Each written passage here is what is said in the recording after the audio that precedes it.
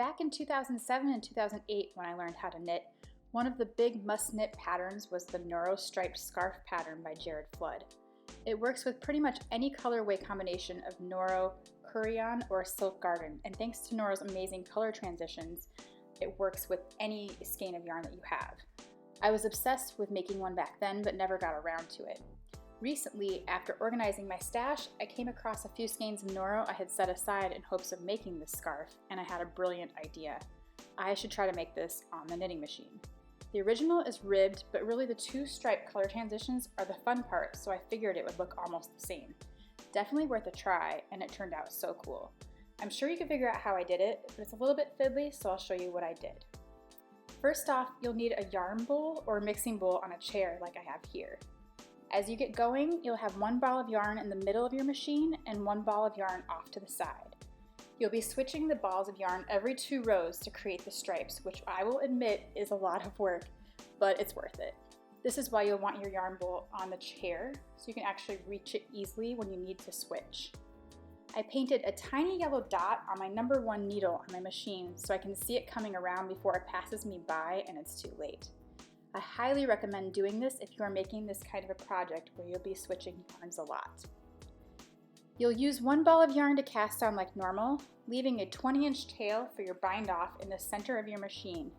I did not use any waste yarn on the ends of this scarf. You will knit 1 round after your cast on round, watching for your yellow dot marker or whatever you've used to mark to come back around. Then you can reset your counter to 0 each time and switch balls as I'm showing you here. Always pulling both strands of yarn between the last white needle and the first black needle, needle number 1. So both strands will go between those needles and you'll pull them tight. Each time you switch colors, you must rethread the yarn guide and pull the tails tightly so the join isn't loose and you don't have any gaps. The counter really comes in handy because it's really easy to lose track even when counting to a very tiny number like 2. So each time you'll go once around, then twice around, and then you'll switch your yarns. You'll reset the counter to 0 and then carry on. And now I'll speed up the video so we can see this scarf knit itself on the machine a little faster.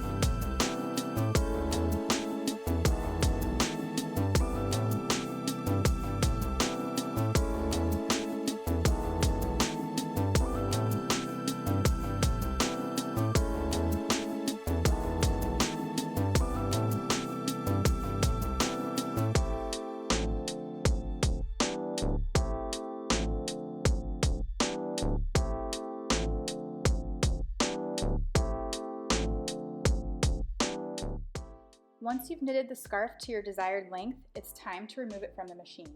I used approximately 6 skeins of yarn from my scarf and it's 80 inches long. Finish the second row of the color you're using, then remove the yarn from the yarn guide and turn the crank until the scarf comes off the needles. You'll pick up these stitches in a bit. Your scarf may look a little wonky and stretched out, but after you pull on it a bit, the stitches will all come together beautifully. If you have any areas that have gaps, turn the scarf inside out and tidy them up with some waste yarn. You can also tie any tails together on the inside that may have appeared when you changed balls of yarn. There's no need to weave in the ends unless you want to. Now it's time to pick up stitches for your 3-needle bind off. Depending on which end you start with, you'll either pull out one row of cast on stitches or just pick up the live stitches from your work. You can also choose which stripe you want to be on the end. In my case, I didn't really like the first few stripes of the cast on edge, so I unraveled a few rounds and then started on a color I liked. Pick up each live stitch onto 2 straight needles or a 16-inch circular needle. I used a US size 8 needle for my Noro Kureyon. Go all the way around, making sure not to miss any stitches.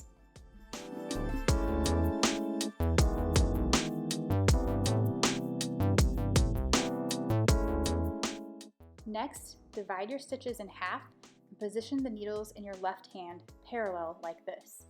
Get a 3rd needle to use for your 3-needle bind off. This bind off is perfect for joining 2 sections of live stitches without the need for seaming.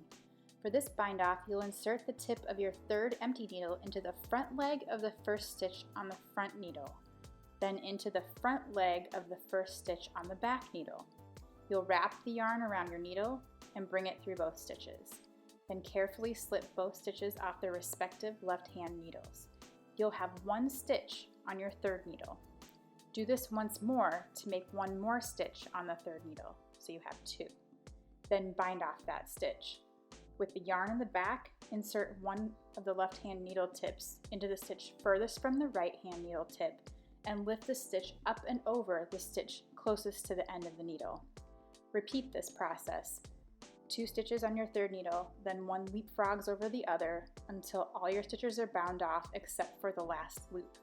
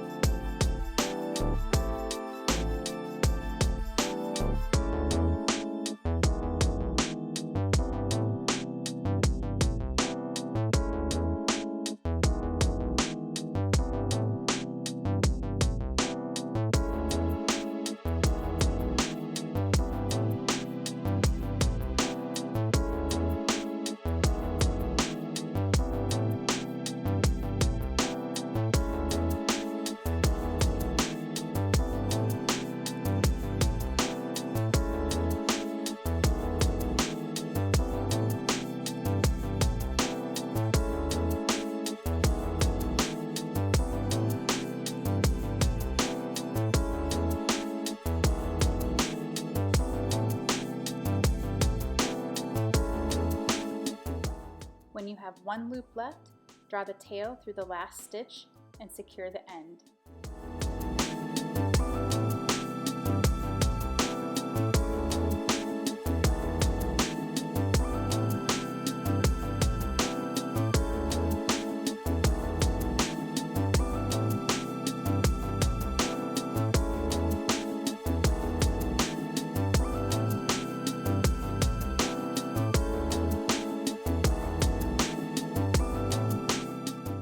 Thread your end on a tapestry needle, and then you can pull and hide any tails inside your scarf tube before you bind off and close the other end.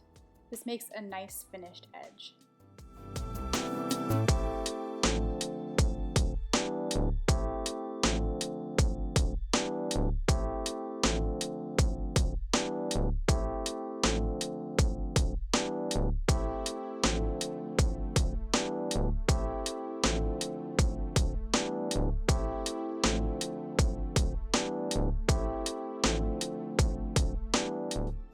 And you're done.